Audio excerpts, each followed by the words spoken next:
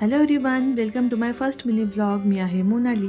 तर गावाकडून येताना मी आणलेली होती ही स्टीलची ट्रायप्लायची कढाई आणि त्याचसोबत मी आणला होता हा एक स्टीलचा टर्नर जो डोसे टर्न करण्यासाठी मला यूज होणार आहे. तर गावाकडून येताना मी यावेळेस खूप सारा फ्रेश कढीपत्ता घेऊन आली होती. तर त्याला मी युनिरॅपच्या पेपरमध्ये एका बॉक्समध्ये ठेवून व्यवस्थित पॅक करून ठेवणार आहे, जेणेकरून तो बरेच दिवस टिकेल. तर आता 3 वाजत आलेले होते आणि माझी ग्रीन टीची वेळ झालेली होती.